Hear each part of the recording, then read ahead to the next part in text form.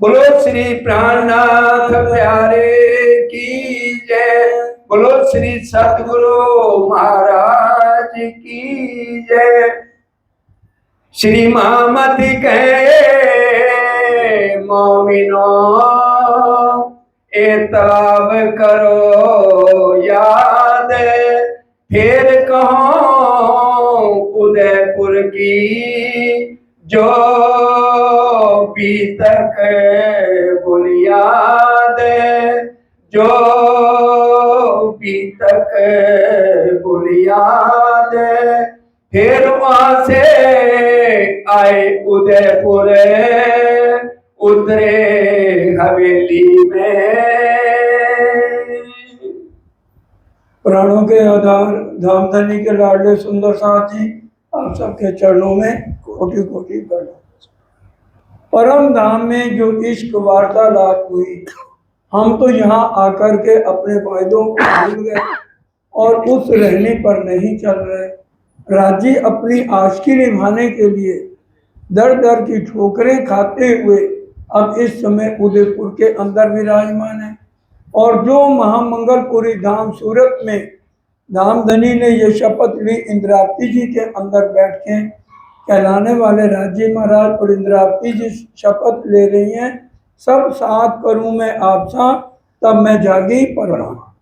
अब सुंदर साथ को अपने समान बनाना है तो उनके अंदर से माया निकालनी है, उनके अंदर से मैंपना निकालना है।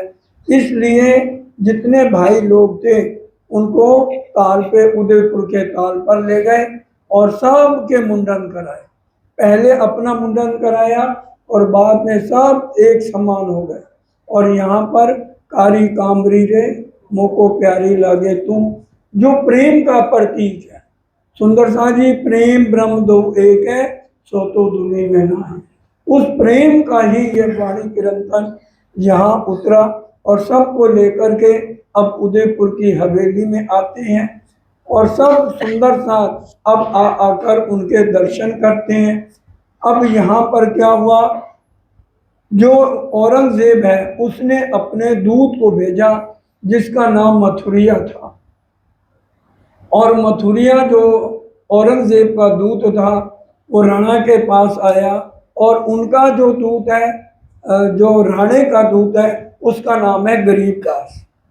तो मथुरिया ने गरीबदास को कहा, मेरे औरंगजेब बादशाह ने आपके राजा को संदेशा भेजा है कि अगर वो मुसलमान हो जाए तो उसको 5 परगने, मतलब 5 गांव जो है ना, भेंट दे दिए जाएंगे। अब वो गरीबदास राजा के पास ले गया पुरोहित को, तो जो राणा है उसको बहुत गुस्सा आया।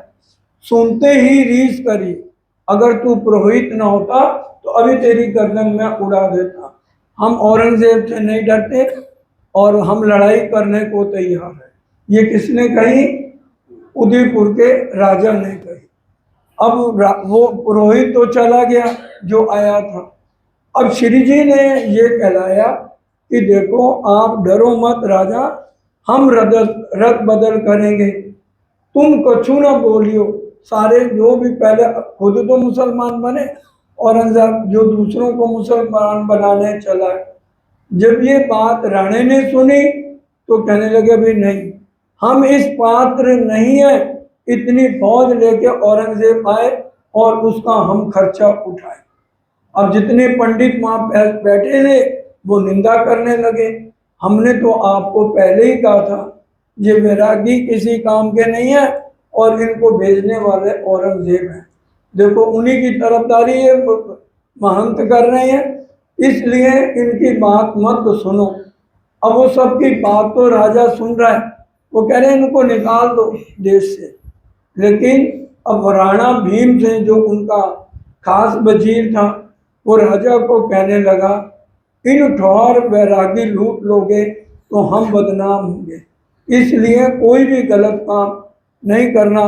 क्योंकि कुछ पंडित कह रहे थे इनको लूट लो, तो मना राजी वो सुन रहा है लेकिन कुछ कह नहीं रहा। अब उसने कोतवाल को भेज दिया, जाके तुम इन साधु जनों को कहो भाई 4 दिन के लिए यहाँ से उदयपुर से चले जाए और फिर जब थोड़ा माहौल ठीक हो जाएगा फिर आ जाए। श्री जी साहब ने विचारिया, हमको हुक्म है श्री राज का, अब हमें उदयपुर नहीं रहना चाहिए। लेकिन फिर दूसरी बार राजा ने कोतवाल को भेज दिया। अब श्री जी कहने लगे, अब तो हमारा धर्म ही नहीं रहा, ये राज्य का ही पीछे से हुक्म हो रहा है, हमें यहाँ से चलना चाहिए। इन समय श्री जी ने देखा कि सुंदर साथ के पास शाल दो साले बढ़िया बढ़िया कपड़े भी हैं, बहनों के पास भी और भाइयों के पास भी। श्री जी ने कहा, भाई जिन्होंने मेरे साथ जागने के लिए चलना है वो सब सामान यहाँ पे इकट्ठा रखो, नहीं तो मेरे साथ जागनी नहीं करनी तो अपने अपने घर चले जाओ। अब सुंदर साथ जो पहले ही घर परिवार छोड़ के आए हैं, उन्होंने अपना सारा सामान जो भी था श्री जी के हवाले कर दिया। अब जो जो आ रहा है श्री जी उसको सिरों पाव 5-5 कपड़े दे के विदा कर रहे हैं, और जो नहीं आ रहे उनके घरों में इन सबों को सिरों पाव घरों दिया पहुंचाए। जो नहीं भी आए तो भी उनके घरों में सम्मान पहुंचा दिया। और सब ने कौन सा वेश धारण कर लिया? निर्गुण का। चलने को तैयार हो गए। बासन वस्त्र सरगुण बख्श दिया सबन, सबको सरगुण का सामान दे दिया। और क्या सबने ले लिया? तुम्बा, गुबड़ी, गुदड़ी। और उदयपुर के सब सुंदर साथ को कहा, निकल चलो, नहीं तो उदयपुर में सबका बुरा हाल हो जाएगा। अब जितनी बहनें थी, माताएं थी, वो कहने लगी, इन फकीरों के साथ हमें फकीर थोड़ी होना है, इन्होंने तो कमंडल पकड़ लिए और सिर मुड़वा लिए। तो अब अभी हमने नई कोठियां बनाई हैं, बच्चों को अभी अभी नौकरियां लगी हैं, हम कैसे फकीरों के साथ फकीर बन जाए? कह तो दिया। अब श्री जी यहाँ से जैसे बाहर निकले सुंदर साथ जी, वैसे ही औरंगजेब ने चढ़ाई कर दी। देश चल विचल हो गया। जब सुल्तान चढ़ा रहने पर तब भागा सारा देश, तब वहां से निकलना पड़ा, जुदे पड़े दरवेश। और सब पहाड़ों में जाकर चीखने चिल्लाने लग गए, बहुत बुरा हाल हो गया। अब श्री जी यहाँ से चल के रामपुर गांव में आए, और अब मंदसौर की तरफ जाना है तो पहले रामपुरा गांव आया। संवत 1736 बीत चला और 1737 सुंदर साथ जी आ गया। इस समय हमारे धाम दूल्हा देखिए, रहनी तो उन्होंने पहले करके देखा है। जो आगे चलता है पहले उसकी रहनी देखकर समाज उसके पीछे आता है। श्री जी ने पहले रहनी करके दिखाई है। अब फकीरी वेश उन्होंने धारण किया है, गोटा शोभे सिर पर, ऊपर कंडपी। पहले एक जो टोपी पहनी है किनारी लगी हुई है, और दोहरी ऊन वाली चद्दर ओढ़ी हुई है। सुंदर तिलक है गोपी चंदन का, और बीच में लाल बिंदी है, और कानों में बड़ी बड़ी बाले जैसे संत लोग पहनते हैं वो पहना है। और गले में एक तुलसी की माला है और 4 माला और पहनी है। और अति शोभित अंग मेखली, मेखली कहते हैं लंबा चोला, जैसे संत लोग पहनते हैं वो पहना। लगा प्यार फकीरी सो, अब प्यार है भाई, अब यहाँ जागनी करनी है तो वैसा भेष बना लिया। और गोदड़ी ओढ़न की हाथों लई बनाए। सुंदर साहब ने एक उनके लिए एक और, सर्दी बहुत है तो अलग अलग डिजाइन की गोदड़ी भी बनाई, वो उन्होंने ओढ़ ली श्री जी ने। सेली सुमरनी मुतका, सेली जो छोटी माला हाथ में डाली, बड़ी माला फेरने के लिए।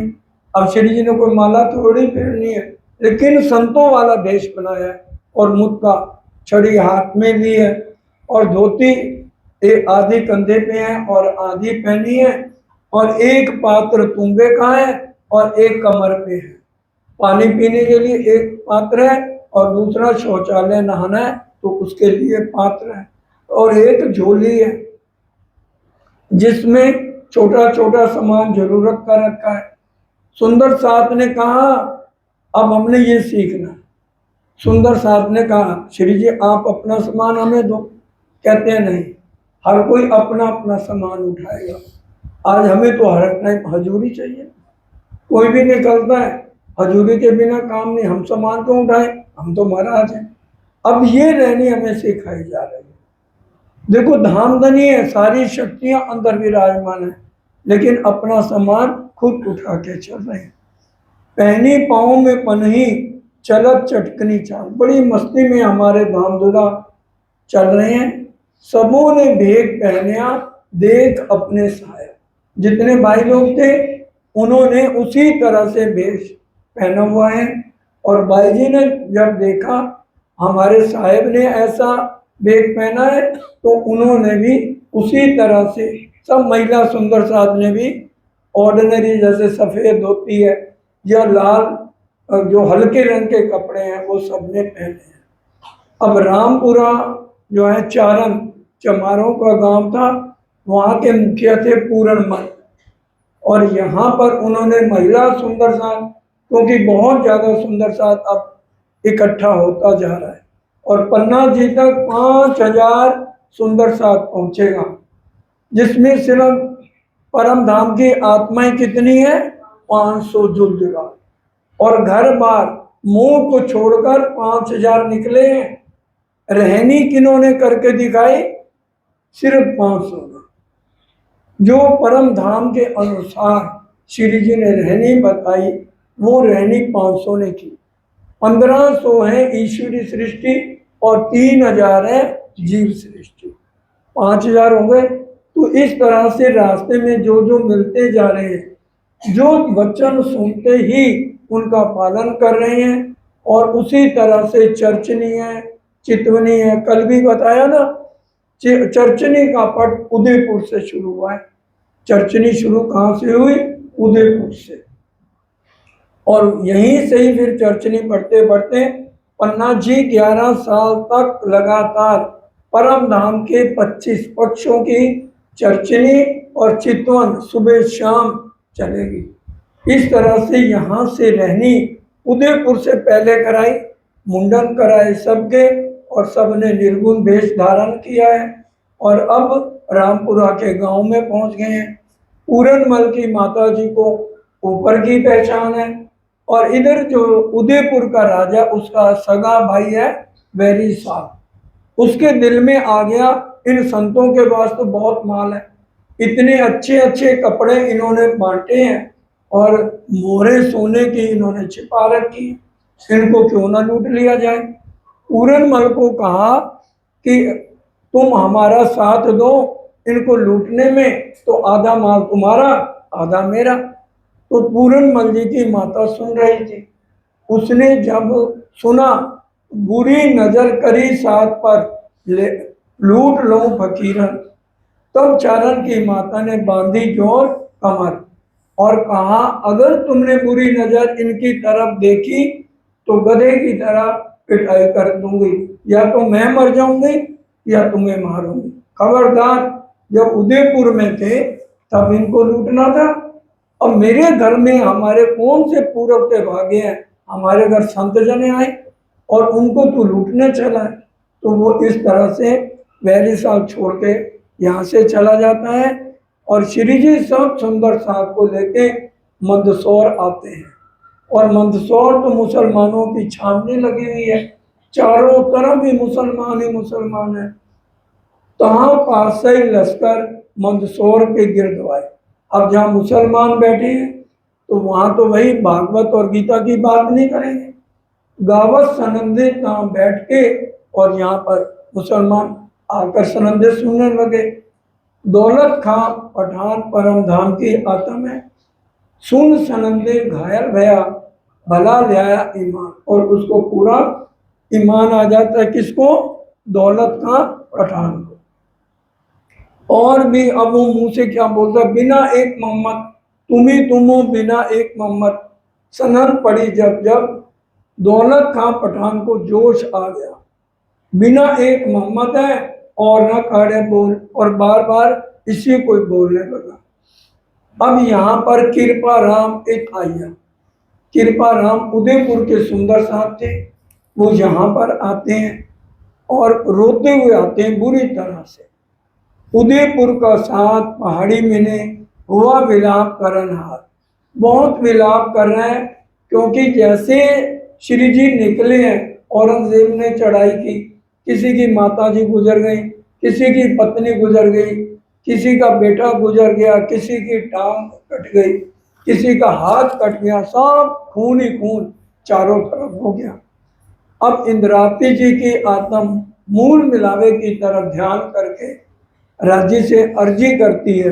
विलाप इनका सुन के दिल में हुआ दर्द, मुंह दरगाह बीच करके पुकार करी मोहम्मद, पुकार करी, हे धामदुला, कल नहीं आज नहीं इसी समय उदयपुर में शांति की जाए। 5 किरंतन ग्रंथ में 35 से 40 है। अब सुंदर साथ ही हमें तो 400 साल परम धाम से आए हो गए। अब हमें कभी भी माया की चीज नहीं मांगनी, चाहे कितनी भी मुसीबत आए। लेकिन ऐसा माहौल हो गया था, अगर किसी के ऊपर इतनी मुसीबत आए तब वो ले, नहीं तो प्रेम दर्द इश्क के अलावा हमें कुछ नहीं मांगना चाहिए। अगर हमारा दिल यहाँ से भर गया है, और जिनका दिल रहने को है, राज्य थोड़ा सा कष्ट दे तो फिर हम अर्जियां ही करते रहेंगे, फिर अगला जन्म तैयार है। इसलिए सुंदर साथ से प्रार्थना, राज्य ने दिल में खेल लिया, ता कारण दुख देते, दुख बिना नींद ना जाए। सहन करने की शक्ति रखो। उनके ऊपर तो इतनी मुसीबत आई ना, उदयपुर का ही सारा सुंदर सा दुखी हो गया। तब ये प्रकरण उतरे हैं। वालो बिरा रस भीनो, रंग बिरा मारा मारता, वासना रुदन करे जल्ला। कि धनी आपने हमें दूर किया, आपसे जुदाई के बाद आपने इतना बिरा दिया कि आज सुंदर साथ तराई तराई कर रहे हैं। और अब हमारा भी क्या कसूर है? परिवार ऐसे नहीं है, इनके साथ जंजीरें नहीं बंधी हुई। परिवार वालों के साथ ना तो हमारे हाथ बंधे हैं रस्सी के साथ, ना जंजीरें। हंसिए रोइए पढ़िए पछताइए, पर छूटे नहीं जेल लागी लार कथा।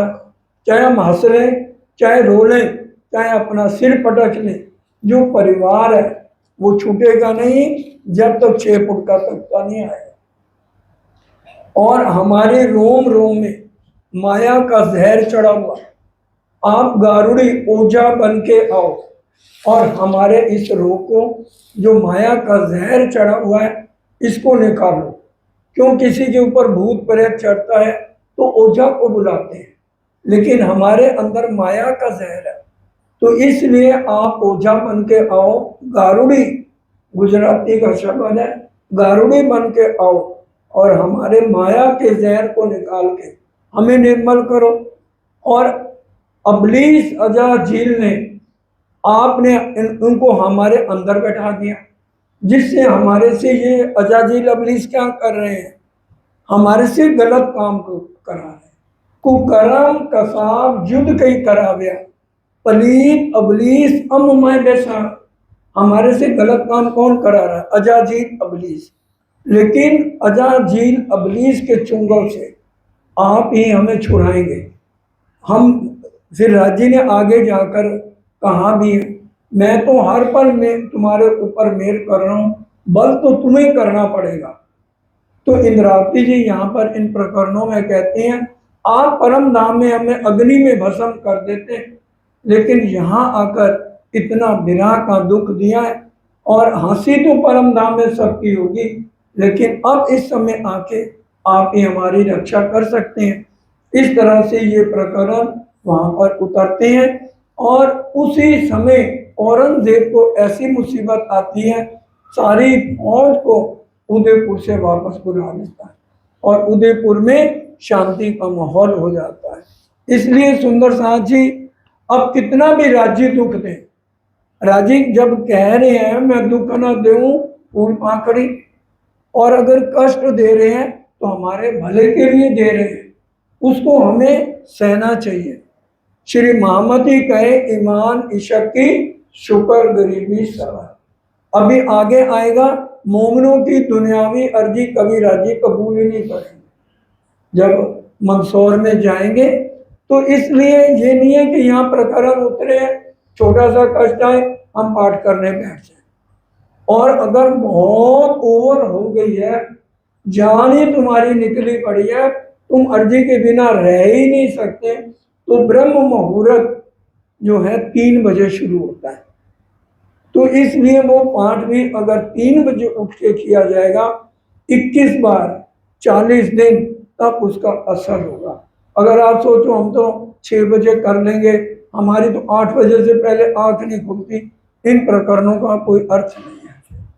परम धाम में जो उठने का टाइम है ब्रह्म मुहूर्त में, वहां असली तनों को नहीं उठाना, ये सिखापन हमें यहाँ पर है। कोई भी काम है तो ब्रह्म मुहूर्त में ही अर्जी पहुंचती है। इसलिए जो सतगुरु ने बताया वो आपके सामने बात रखी है। बाकी सुंदर साहब सब समझदार है। इस समय मंदसौर में इब्राहिम दर्शन करने आते हैं और लाल दास की सोबत हुई। वो उर्दू में बहुत माहिर थे हर तरह से इब्राहिम। तो अब श्री जी ने उनकी नज़र से पहचान लिया और लाल दास जी को कहा इनसे आप जो हिंदी का कुरान है उसको सारा उर्दू में करा दो। तब उसको लालच दो, लोभ दो। लालच दिया गया इब्राहिम को तो वो राजी हो गया। तब उन्होंने उतारा एक सूरत, एक कुरान। सुनते ही सुख उपजया, या में बात हमारी सब, इसमें तो सारी हमारी परम धाम की बातें हैं। तब उनसे बातें करी, कहे मैं उतराऊं कलाम। अब मैं सारा उतरवा दूंगा क्योंकि उसको लालच दे दिया था। प्रातः को आए खड़ा हुआ, 16वां सिपारा शुरू हुआ। फिर उसके बाद एक मंजर हुई। श्री जी बहुत खुश हैं, भीतर अपनी बातें होत दिल निर्मल, कि भी हमारे जितने वेदों में बातें लिखी हैं वो सारी की सारे आगे कुरान में लिखी हैं। एक ठौर रात को बंगले उतारत है कुरान, लाल इब्राहिम बैठक राज पासे पढ़े सुने कहान। लाल दास जी और इब्राहिम दोनों पूरी रात मेहनत कर रहे हैं और श्री जी वहाँ बैठे हुए पढ़ भी गए हैं, तो एक एक शब्द को ध्यान से सुन रहे हैं। अब इब्राहिम ने पढ़ा, ये किसी अनपढ़ ने गलत शब्द लिख दिया है। एक आयत आई तो इब्राहिम ने कहा, तब श्री जी एक या दोबारा पढ़ो। एक तुम क्या कहा, कभी अल्लाह ताला की तरफ से गलत नहीं हो सकता। तब क्या इब्राहिम ने, जो सुन्नी मुसलमान कौन, खासल खां जो ब्रह्म सृष्टि होंगे, मोहम्मद की उम्मत के अर्जी न पहुंचे कहाँ, उनकी कोई भी अर्जी परम धाम में नहीं पहुंचेगी। दुनियावी कोई भी हम अर्जी करेंगे नहीं पहुंचेगी। दोबारा सुनिए, बोलो श्री प्राणनाथ प्यारे की जय। तब क्या इब्राहिम ने जो ये आयत लिखी है, जो सुन्नी मुसलमान मोहम्मद की उम्मत के अर्जी ना पहुंचे, वो अल्लाह ताला अर्जी नहीं सुनेगा दुनियावी। एक ही अर्जी करनी है, प्रेम दर्द इश्क तुम्हारा, ना चाहूं मैं बुजुर्गी ना चाहूं किताब खुदाई, इश्क दीजिए मोए आपना मेरा यही सोमत है। राजी अर्जी सुनते हैं, तहकीक अरज पहुंचत है, जो भेजिए आंख दे। उन्हीं से उनको मांगो ना। हम कहते हैं एक मेहर, सरकार कैसे बताती, एक मेहर मांगते हैं, वो दे दी राजी ने। फिर दोबारा एक मेहर मांगते हैं। इससे अच्छा जो मेहर देने वाला है उसी के सिर पे हाथ रख दो ना, उसी को अपने काबू कर लो, फिर तुम्हें बिन मांगे सब कुछ मिल जाएगा। फिर जरूरत क्या है, एक ये दे दो, ये दे दो, तुम्हारी तो डिमांडें खत्म नहीं होंगी। क्योंकि यहाँ ब्रह्मांड किसका है, इच्छाओं का, लोभ लालच का है। इसलिए राज्य को मांगो, राज्य अजय आएंगे। ज्यारे वाला जी सहाय थाए ता झक मारे माया। एक एक चौपाई को समझिए, जो वाला जी को हर पल साथ रखेगा, माया उसका बिगाड़ेगी कुछ नहीं, उसको कुछ मांगने की जरूरत ही नहीं होगी। फिर लगता एक चबूतरे, कहाँ पढ़ने बैठे श्रीराज, जो उतारा उसको श्रीराज पढ़ने लगे। बीतक देख राजी हुए भय पूर्ण मनोरथ का। भाई ये तो बहुत अच्छा हुआ, अब औरंगजेब के साथ और भी अच्छा लगेगा, ये सारी बातें कहेंगे। लिखने बैठे संध्या को, सो जानो अरुण उदय। संध्या के समय बैठते हैं, पूरी रात जब तक सुबह नहीं होती लालदास जी और इब्राहिम लिखते रहते हैं। इब्राहिम जाए अपने घरों, लाल दातुन पानी करे, तब जाके लालदास जी दातुन कुल्ला करते हैं। यूं करते सिपारे 4 उतर गए, 16, 17, 18 और 19। फिर 30वां सिपारा भी 36वीं सूरत उतर गई। फिर दूसरा, तीसरा, चौथा उतर गया। 5वां जब उतारने लगे तब इब्राहिम के दिल में आए बैठा दज्जाल। शैतान का काम क्या है? हर एक अच्छे काम में दखल देना। लेऊं तफसीर छीन के तो मन को करूं खुशहाल, मेरा मन खुशहाल हो जाए। अब तब लगा खरखसा करने, कहने लगे ये किताब वापस दो।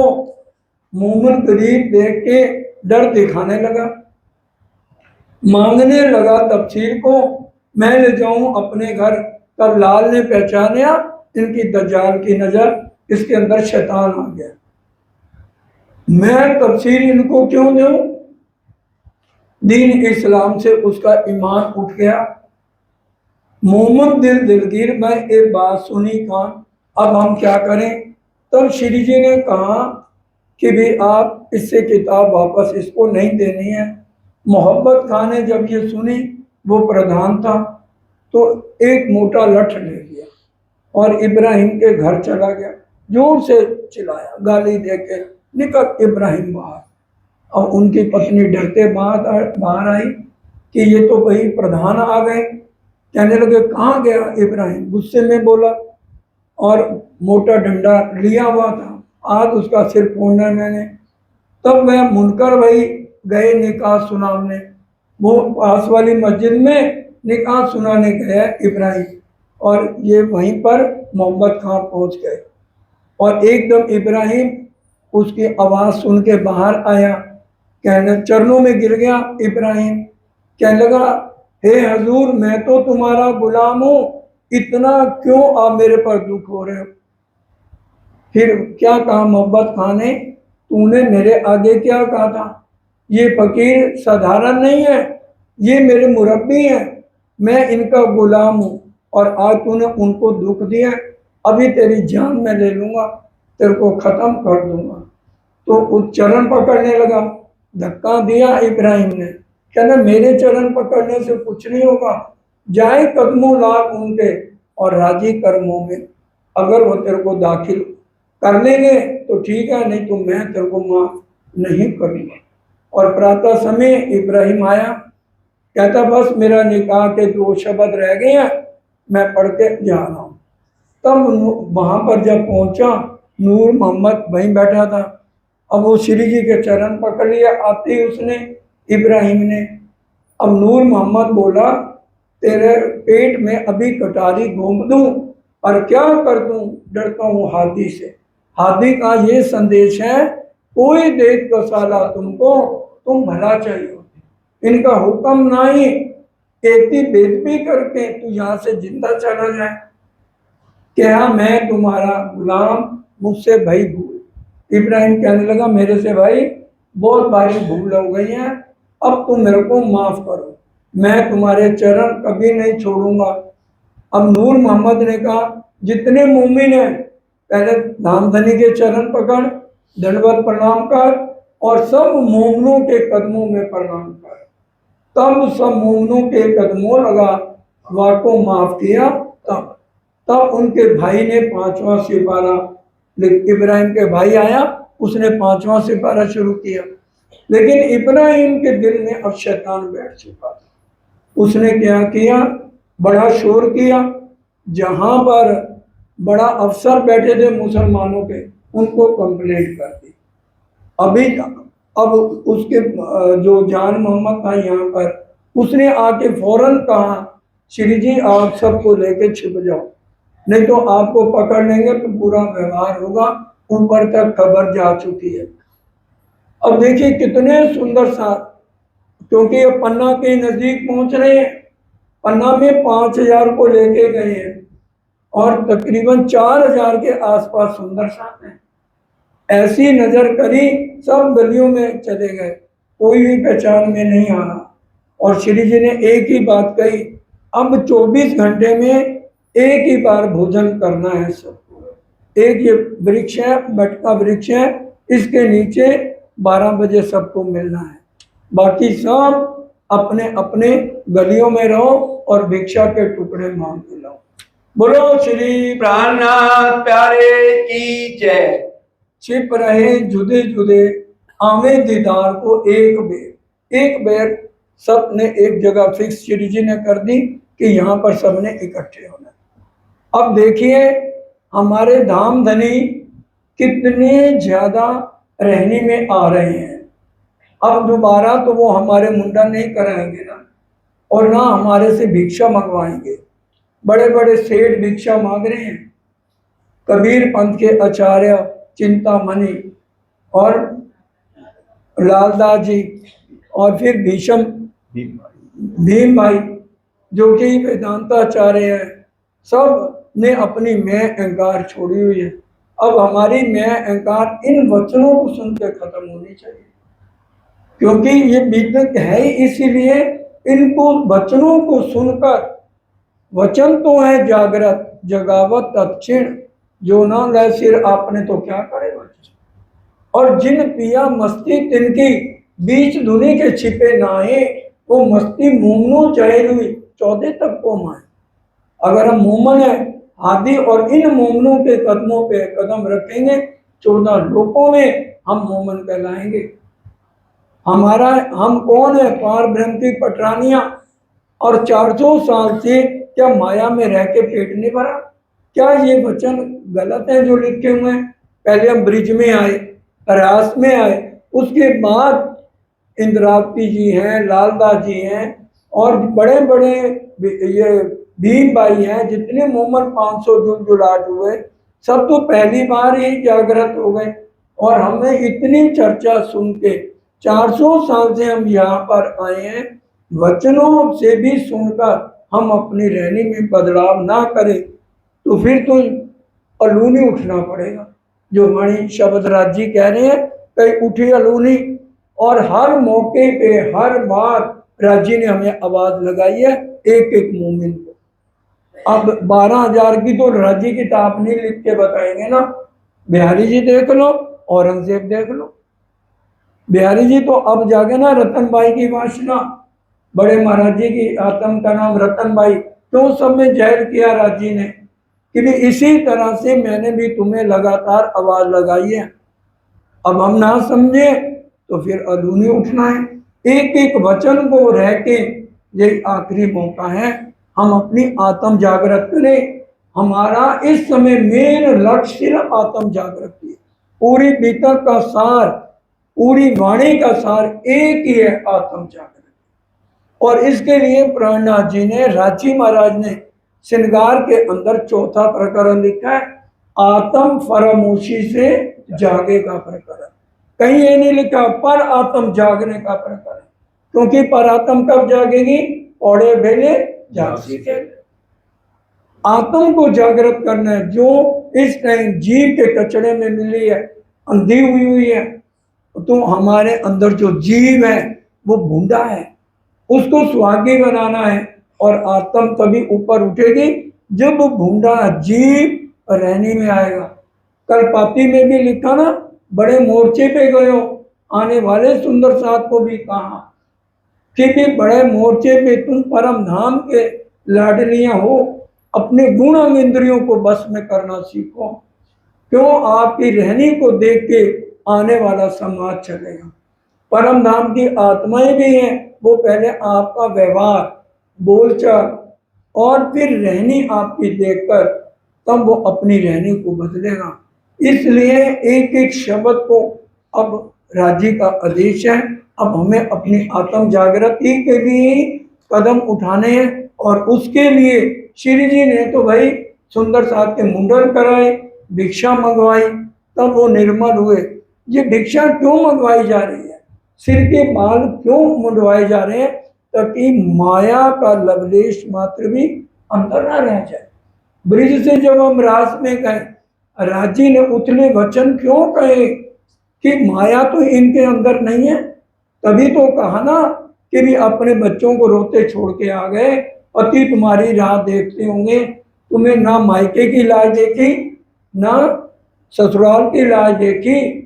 और शास्त्रों में भी लिखा है, पतिव्रता स्त्री अपने पति को नहीं छोड़ती, चाहे उसके अंदर कितने अवगुण हो। तो इंद्रावती जी ने क्या कहा, अवगुण पति न मुखिए तो गुण पति मुखिए के। आपके अंदर गुण अवगुण कहाँ पे है, आप इतने हल्के शब्द मत बोलो। ये सब हमें रहने की बातें बताई जा रही है वचनों से। और अब ये रहनी हो रही है, जो जिसके बाल मुड़वा दिए जाए, लोक लाज खत्म करा दी जाए और घर परिवार छोड़ के आ गए सुंदर साथ। भिक्षा से ऊपर तो कोई नहीं है। आज हमें कोई कटोरा दे भिक्षा का और जाओ 10 घरों से भिक्षा मांग के आओ, तो बताओ हम जाएंगे? हमें इज्जत मारेगी। इसलिए वचनों को समझिए और वचनों को सुनते रहने में आना मोमनों का फर्ज है। नहीं तो फिर भाई जितनी देर मर्जी सुन लो, कोट करो बंदगी, बाहरो निर्मल तो लो क्यों ना पाइए, जो लो ना सादे दिल। अपने दिल को निर्मल किए बिना राजी नहीं मिलेंगे। सात जी साफ हुए बिना अखंड में क्यों पहुंचा, चेत सको सो चेतियो पुकार कहे मामा। तो यहाँ पर अब सब छिप रहे जुदे जुदे, आवे दीदार को एक बेर, झोरी भर के ले आवी टुकड़े मांगे। चलो कल चलता हूं मैं भी आपके साथ, कौन को सुंदर सा भिक्षा मांगेगी, बोलिए? कोई तैयार नहीं होगा। हमारी इज्जत जाएगी, हमारे परिवार वाले क्या कहेंगे, बच्चे क्या कहेंगे, समाज क्या कहेगी। इनके भी तो समाज है, इनकी भी तो लोक लाज की इज्जत। हमें तो अपनी मान मर्यादा चाहिए। हम तो महंत बन के बैठे हैं, महाराज बन के। हम तो सुंदर साथ बन जाए वही बहुत है। महाराज की तो बात बहुत दूर की बात है। सुंदर साथ की चरण धूली तो लो। क्या कह रहे हैं, सुंदर साथ के चरण धोए पीछिए। हमारे में कोई है इतना झुके सुंदर साथ के चरणों में प्रणाम करता हूं हर एक के। इसलिए ये रहनी इनकी देख के हमने अपनी बदलनी है अगर राज्य तक पहुंचना। ज्यो ज्यो गरीबी लीजिए साथ में, त्यों त्यों धनी को पाइए मान। इत जागे का फल है कुछ तो चतुर्षिया। और श्री राज अरोगत हेतु सो, एक इनकी झोली के लालदास जी खड़े हो जाते हैं, हजूर ये मेरी झोली के। रोते रोते नहीं कहते हुए, सो बतावत अपने ये ले आया मैं। हमारे घर भी कोई आए भिक्षा मांगने तो हम उसको परोंठे बना के ताजे ताजे या सब्जी जो बनाई हो परिवार के लिए वो उठा के नहीं दे देते, बासी टुकड़े देते हैं। उनको आरोग रहे हमारे प्राणनाथ जी, अपनी आशिकी निभा रहे हैं और हमसे उनके कहे हुए वचनों का भी पालन नहीं हो रहा। उन्होंने कह दिया जब बैठक ना की जो बंद, तो ड्राइंग रूम की बैठक बंद करने के लिए नहीं कहा। ये बैठक, ये मिलावा संयम का, इन विद साजी जागिए बताए दे हुए जीवन। श्याम श्यामा जी सात जी, उनको लेके हमने चलना है, तब हमारी आत्म जागृत होती है। राज्यों में तिन पर बातें हंस करे बनाए और क्या कह रहे हैं, मैं अजमावत तुमको इन मंजिलों पहुंचाए। एक एक शब्द समझिए, मैं तुम्हें अजमाने के लिए, ताकि तुम्हारे अंदर माया को नहीं रह गई, तब मैंने तुम्हें इस मंजिल तक पहुंचाया है। तुम्हारे पाल मुड़वाए हैं और भिक्षा मंगवाई है, लोक लाज मर्यादा छुड़वाई है, ताकि तुम्हारे अंदर जागृति आए, आत्म बल पकड़े और परम धाम तक पहुंचो। इनको पहले बनाया जा रहा है, तब 25 पक्ष इनके अंदर जाएंगे। पन्ना जी में लगातार 11 साल किसी के सिर दर्द भी नहीं हुई और किसी ने लेट के नहीं देखा। हम कहते हैं हम 8 घंटे 6 घंटे ना सोए सिर दर्द होती है, इनकी सिर दर्दी कहाँ गई जो 5000 सुंदर साथ थे। कोई चौपाई बता दो जहां ये लिखा हो सुंदर साथ 6 घंटे आराम कर। मैं अजमावत तुमको इन मंजिलों पहुंचाए, मोमन राजी हुए के बाता करे खुश थे। बड़े खुश है मोमिन एक दिन हम का पामी रहे एक दूसरे हिल में, एक दूसरे की सब सेवा में लगे हैं। और श्री भाई जुराज भी बड़े खुश दिल से सबकी सेवा कर रहे हैं। जो ज़्यादा उम्र के हैं उनको नरम नरम टुकड़े, और बाकियों को थोड़े अगर जवान हैं जो साथ चले हैं तो उनके लिए थोड़े सख्त भी हो जाए तो कोई बात नहीं। एक दूसरे को सेम ही हर भांत खर्चे, एक दूसरे के साथ सेवा में लगे हैं। चरण दबा रहे हैं, सिर दबा रहे हैं जो ज़्यादा सेवा में है। हेत करें मिनो मिने कौन शक ना पैठत, किसी के दिल में अब शक नहीं है। और यहाँ पर किरंतन प्राणनाथ जी द्वारा उतरा, लेकिन बुलवाया इंद्रावती जी से। ओ साथ जी ऐसी मैं तुम्हारी गुनहगार, कर कर वाणी सुनाई तुमको किए खलक खुआर, कि मैंने तुम्हें खलक खुआर किया और अपने परिवार में अपने कुटुंब में तुम रहते थे पोते पोतियों के साथ, दोते दोतियों के साथ ऐश आराम में थे। वो सारा कुछ मैंने तुम्हें छुड़ा दिया और तुम्हें भीख मंगवाई, तुम्हारे सिर मुंडवा दिए। मैं तुम्हारी गुनहगार हूँ। ये प्रकरण यहाँ उतरता है। इसलिए जो जो वाणी उतरी सूक्ष्म में इसलिए बताई जा रही है ताकि हमें पता चले वाणी और बीतों को जब तक हम इकट्ठा करके नहीं चलेंगे हमारी आत्म को बल कैसे मिलेगा। अकारी कामरी रे उदयपुर उतरा कि नहीं उतरा। इसी तरह से हर जगह अलग अलग तरह के किरंतन उतरे। अब सब मिलकर इस वाणी किरंतन को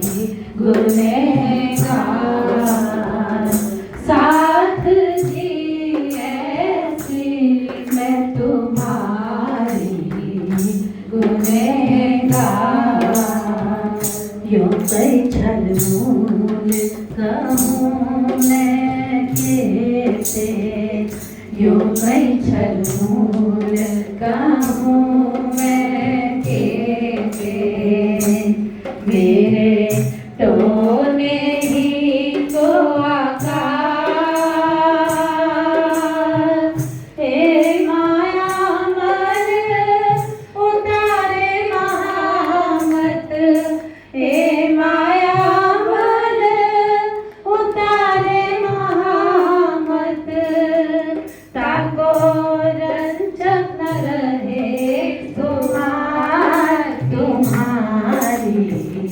गुनहगार, साथ जी ऐसी मैं तुम्हारी गुनहगार, साथ जी ऐसी मैं तुम्हारी गुनहगार।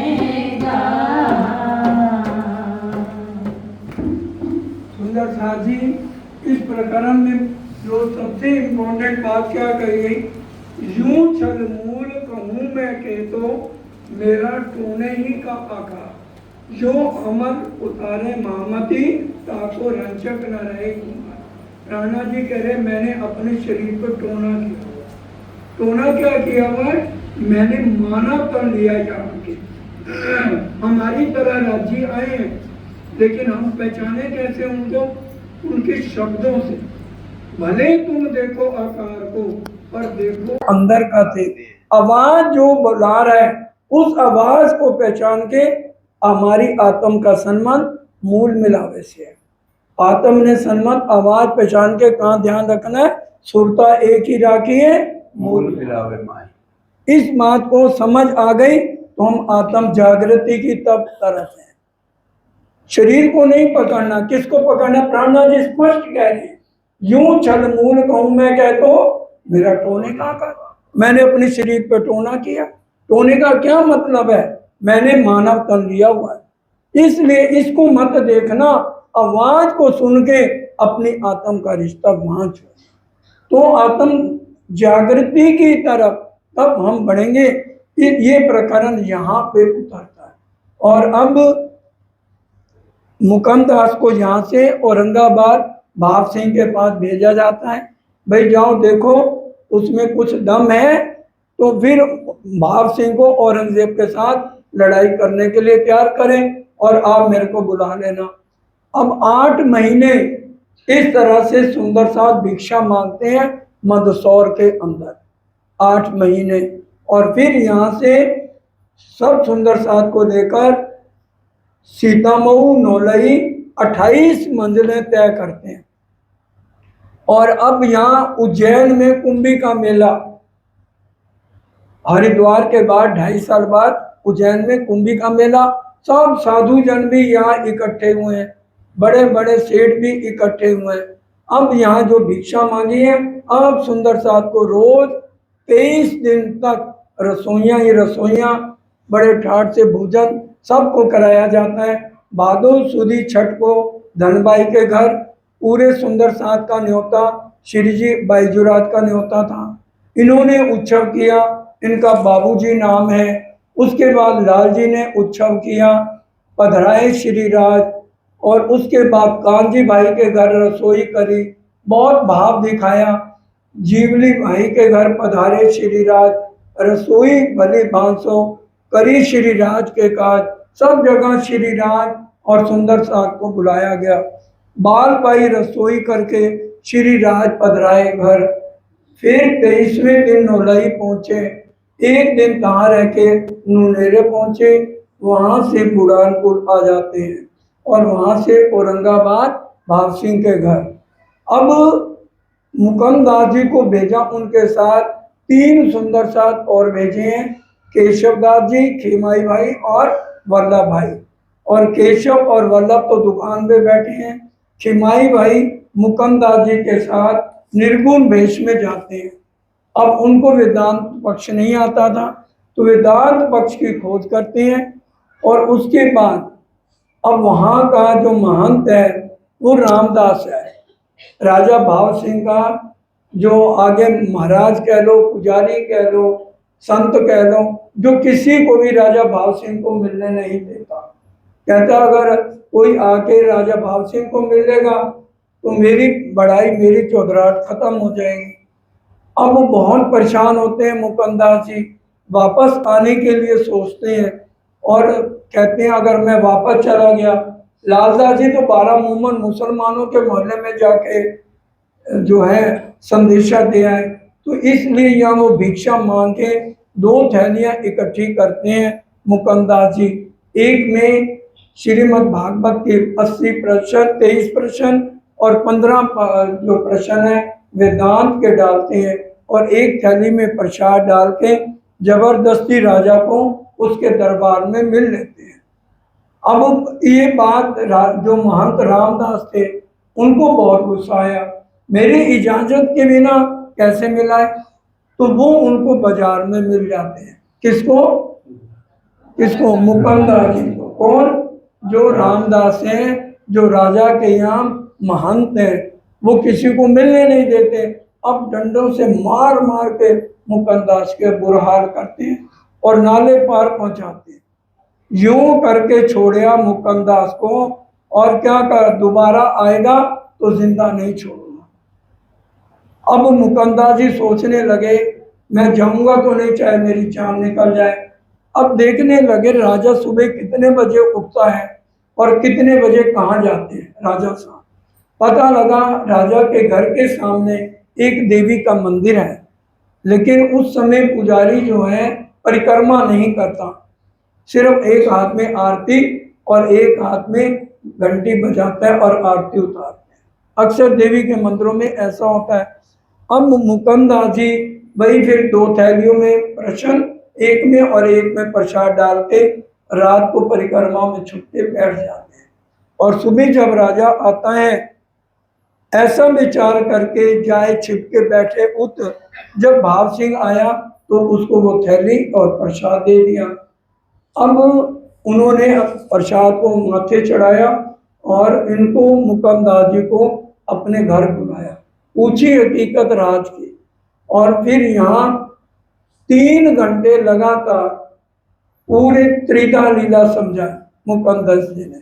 कृष्ण कृष्ण सब कोई कहे, भेद न चीने कोय, नाम एक विध होता है और लीला त्रैविध होए।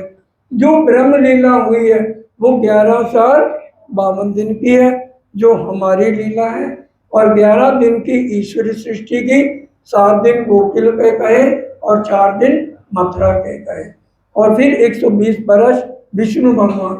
तन विष्णु भगवान का ही है, जीव विष्णु भगवान का है, लेकिन 11 साल 52 दिन की लीला ब्रह्म लीला है। इस तरह से पूरा वेद सारा समझा दिया। उसी समय रामदास महंत आ गए।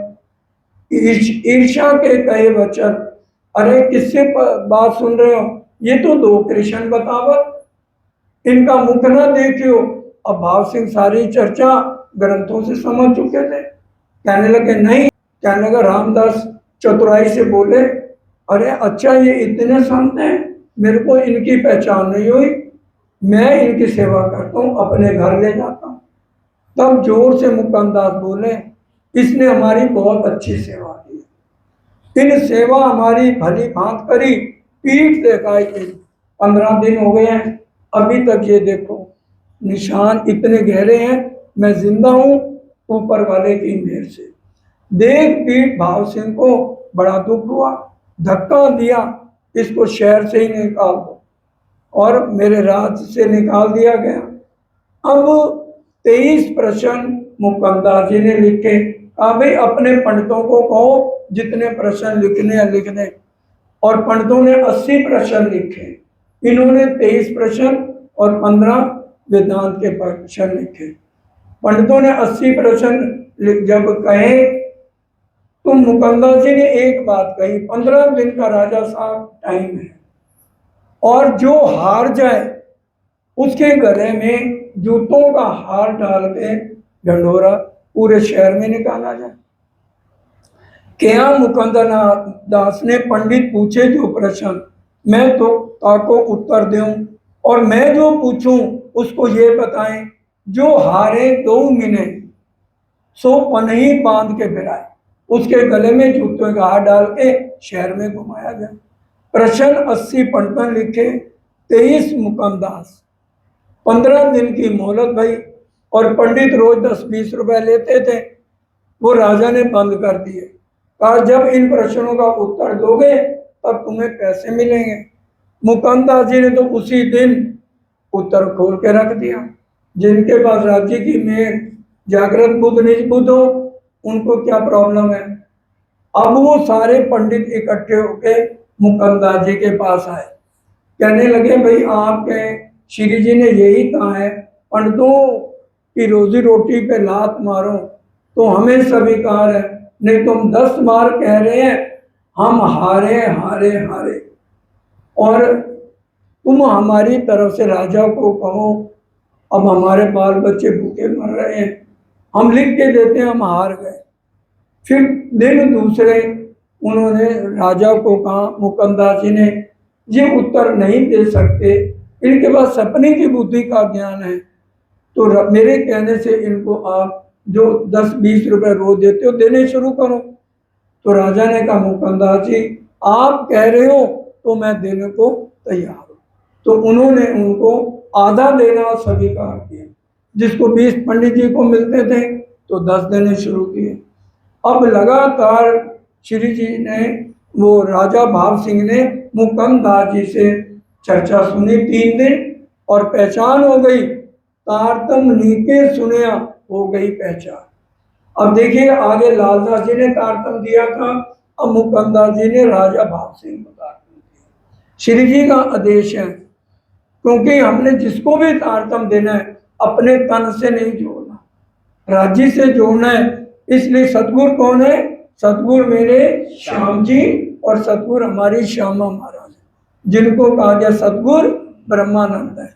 शरीर से हम भले कहते हैं भाई इनसे हमने तारतम लिया, लेकिन जो तारतम दे उसका भी फर्ज है कि वो अपने तन से ना जोड़ के मूल स्वरूप से जोड़े। अब भाव सिंह ने क्या कहा, बुलाओ श्री जी साहब को, असवारी ले तुम, ले हथनी बूंदिए से, और जितने घोड़े चाहिए ले जाओ, और हथनी पे पाई जुरा श्री जी को बड़े आराम से लाओ। मुकमदास विदा होके चले। अब श्री जी यहाँ मंदसौर में भाव सिंह के आए, और भाव सिंह उनके कदमों में लगते हैं। देख दीदार इन समय अपनी आत्म कृत मानने लगे भाव सिंह, और सेवा करने लगे उत्सव रसोई। और इस समय श्री जी एकदम ही परम धाम की बात किसी को नहीं बताते। नरसैया के भजन सुनाए गए, जो कि प्रतिबिंब लीला के थे। शुरुआत नीचे से करी, अब वो नाचने लग गया, बड़ा खुश हो गया। श्री कृष्ण जी के भजन चल रहे हैं, भगत भाव जोड़ रहे सेवे परमेश्वर। अभी वो परम धाम वाली बात उनमें नहीं है, तो भगत भाव होके उनको परमेश्वर मान रहे हैं।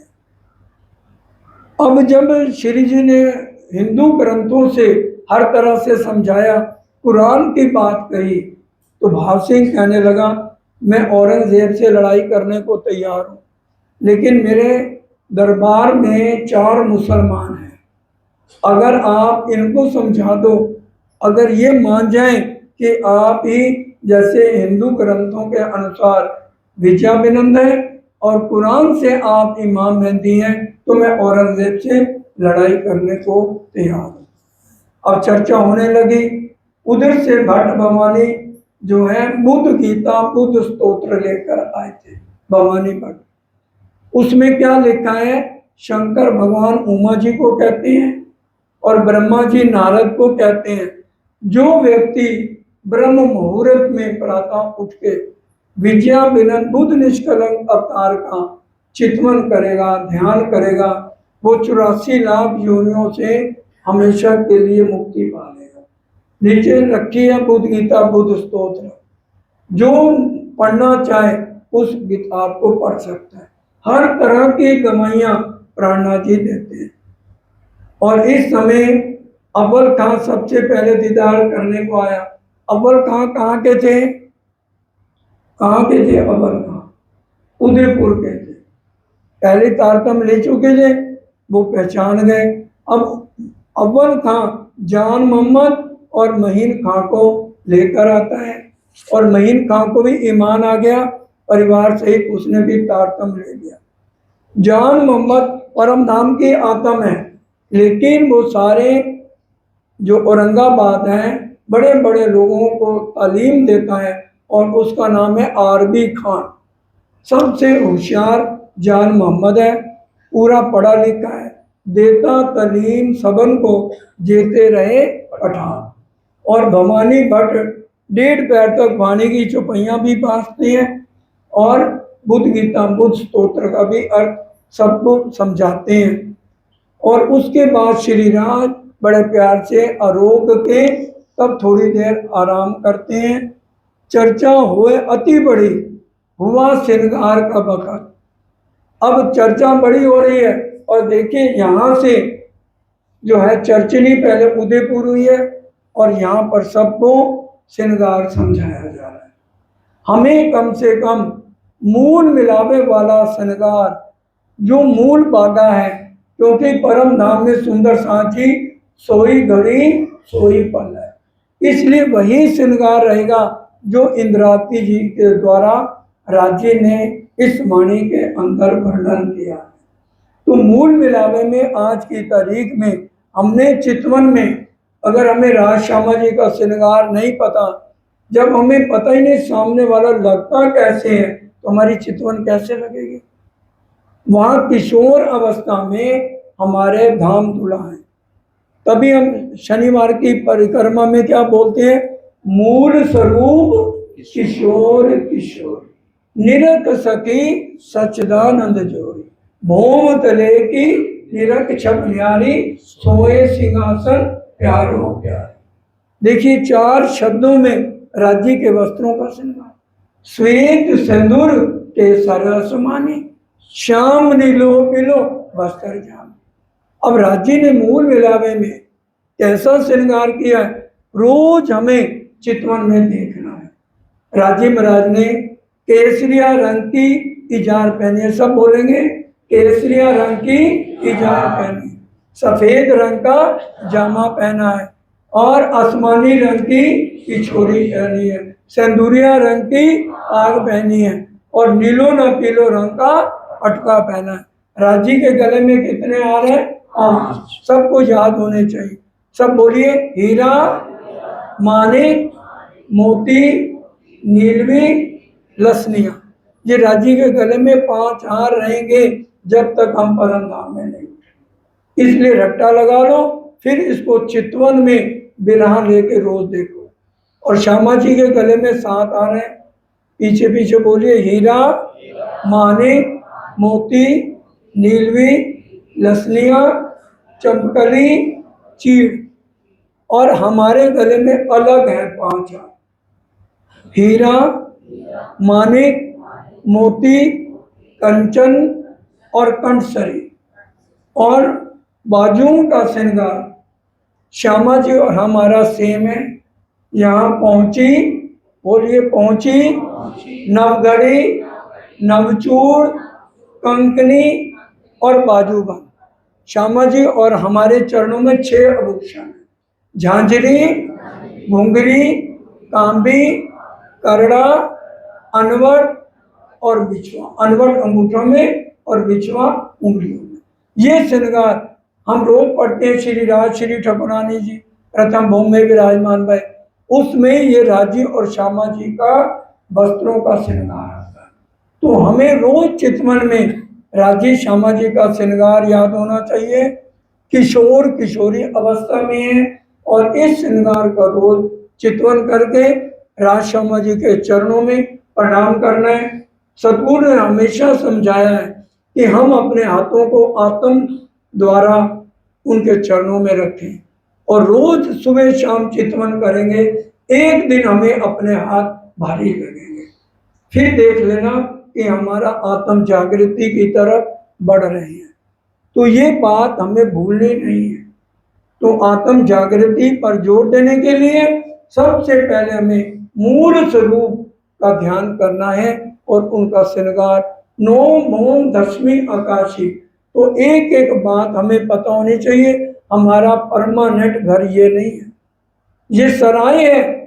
जग तो एक सराय है बंदे, जिसमें तेरा बसेरा है, ना जाने कब चल दे यहाँ से, फिर तो सुना डेरा। असली घर हमारा नोभों 10वीं आकाशी है, रंग महल जो परम धाम के मध्य में आया है, उसको हृदय में हमने उतारना है। चर्चा हुए अति बड़ी, हुआ श्रृंगार का वक़्त, संध्या को आरती हो गई, सब साथ खड़ा देखकर। एक पैर संध्या आरती बंगला जी में आगे जाके होगी, और एक तरफ लालदास, दूसरी तरफ भवानी भट्ट, और चर्चा कुरान भागवत की चौपैया पालते हैं। अब अव्वल खां ले आया जान मोहम्मद को, लेकिन वो अध पक्का था।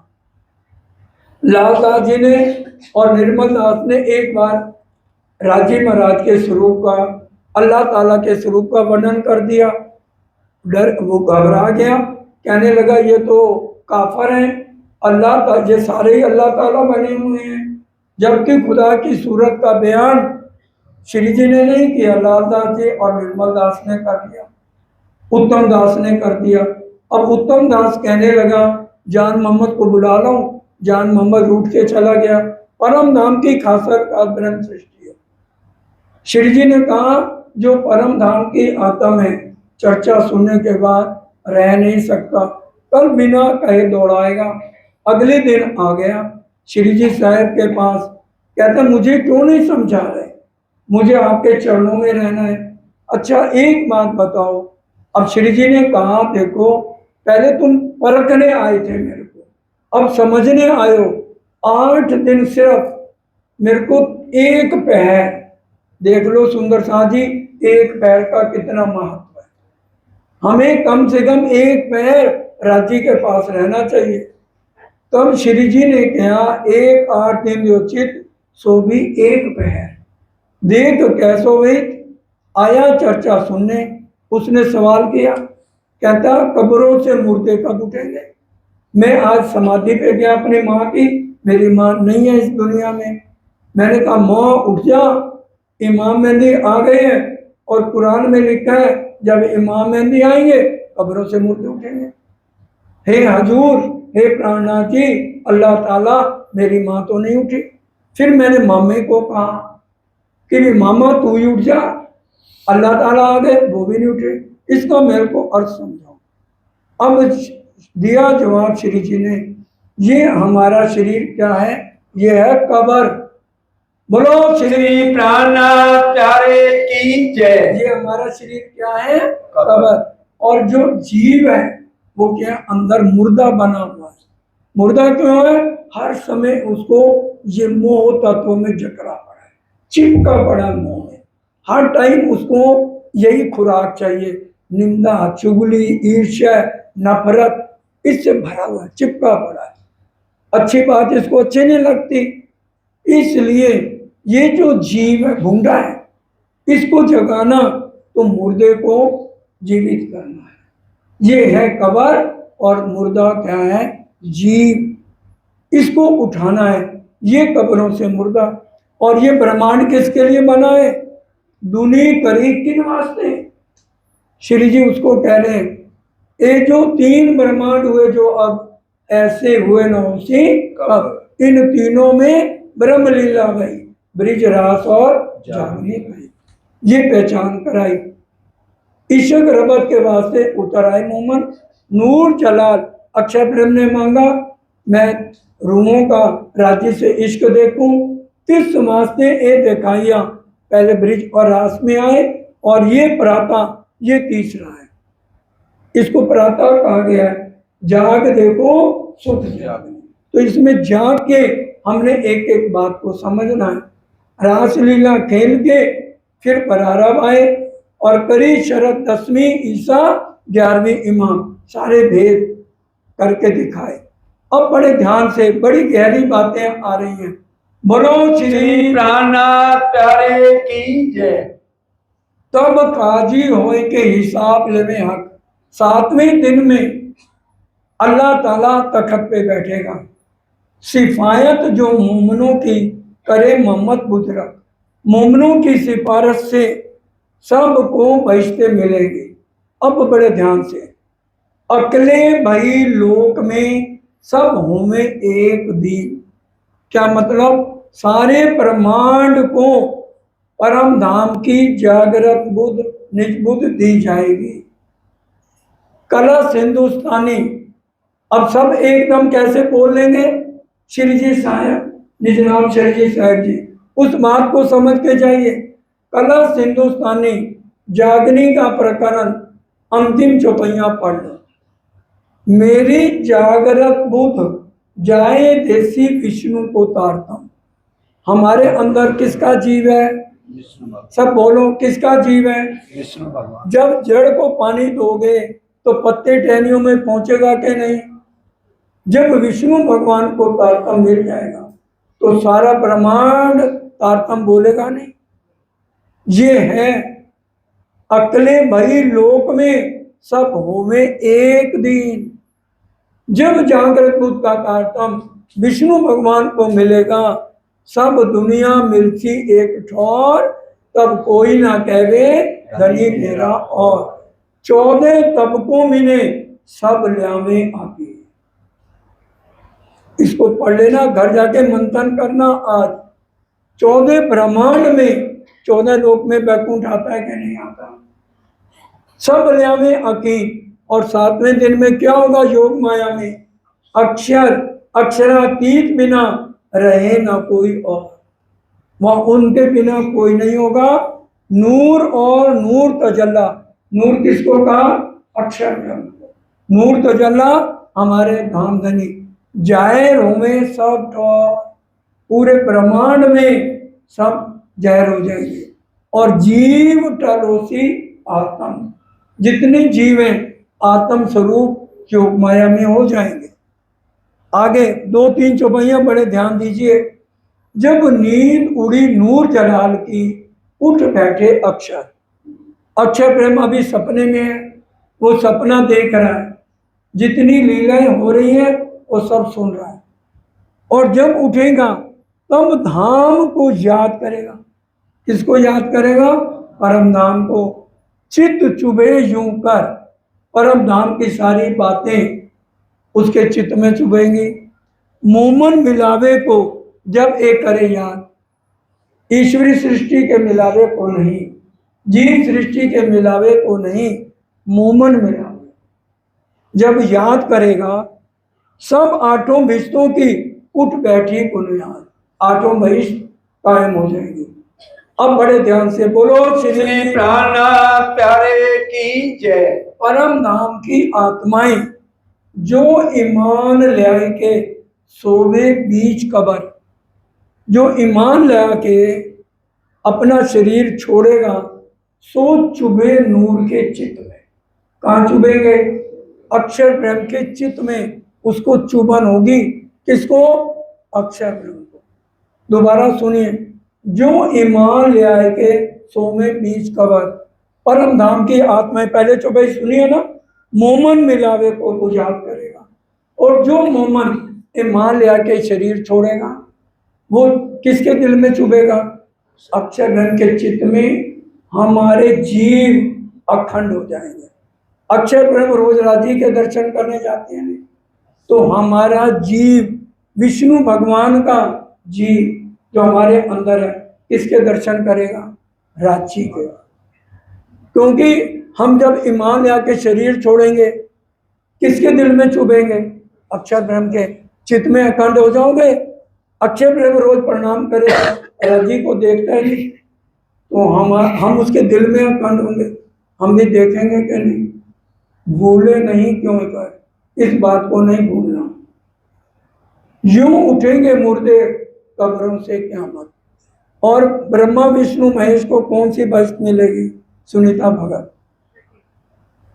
जोर से बोलो, किसी ने सुना ही नहीं। माइक में बोलो ताकि जो जूम पे भी सुने उसको भी पता चले। हाँ, छठी बहिष्ठ मिलेगी। विष्णु भगवान का जीव हमारे में है और हमारे जीव काम खंड होंगे। अक्षर ब्रह्म के चित्त में, राजी के दर्शन करेंगे। और ब्रह्मा विष्णु महेश को छठी बहिष्ठ। वाणी में प्रकरण है पूरा, भीष्ट सिफायत का बेवरा, उसको पढ़ लो। यकीन मत करो ना, ये वाणी किसकी है?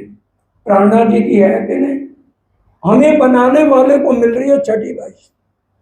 ब्रिज और रास के जो हमारे जीव है उनको चौथी पांचवी बहिष्ठ है। उनसे वो किस में अखंड है? ब्रिज रास के जीव बोल तो दो, चौथी पांचवी में है या नहीं है? और ये वाले जीव कहाँ पे अखंड होंगे? अक्षर ब्रह्म के चित्त में। इनको पहली बहिष्ठ। और 7 बहिष्ठ वाले रोज प्रणाम किसको करेंगे? हमारे जीवों को। परम धाम की जो जो लीलाएं होंगी उनका प्रतिबिंब हमारे जीवों पे पड़ेगा, और हमारे जीवों को परम धाम का भी सुख मिलेगा। उसको हमारे द्वारा 7 बहिष्ठ वाले सुख लेंगे। किसको समझ नहीं आई? आपके घर बीतक है, जाके बीतक पढ़ लेना भाई। सो चुहे नूर के चित्त में, भूले नहीं क्यों एक बार। यूं उठेंगे मुर्दे कब्रों से क़यामत, ये है कब्र और मुर्दा है जीव। इस जीव को जो जागृत करेगा वो अक्षय ब्रह्म के चित्त में छुपेगा। जो ईमान ले आएगा, राजी के वचनों में चलेगा, उनकी रहनी के अनुसार अपनी जिंदगी बिताएगा, वो मोमन।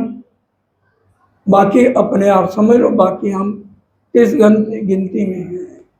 यूं उठेंगे मुर्दे कब्रों से क़यामत, 3 समय की रामत करे मोहम्मद की।